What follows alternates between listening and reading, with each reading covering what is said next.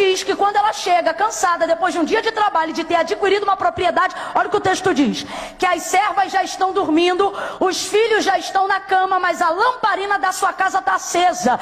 Isso não está falando de luz não, minha filha, só iluminação, está falando de sexo. O que o texto está dizendo, quando você estuda teologicamente Provérbios 31, que é a colocação do alfabeto hebraico em cada porção distribuída ali, o que o texto está dizendo é que ela, depois de chegar em casa, ela não chega depois de um congresso desse, uma caravana dessa, um trabalho desse, ai, tô cansada, não, ela chega, meu filho, vou tomar-lhe um banho e botar um perfume no cangote, que ó, a lâmpada tá acesa, tá, meu filho?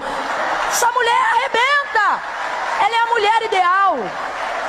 Os homens estão quietinhos agora no canto dizendo, fala Deus, fala Deus. E as mulheres que já estão cansadas estão dizendo assim, cala ela Deus, para ela agora, para ela. Então, ó, chega em casa com a lamparina acesa hoje, hein, menina?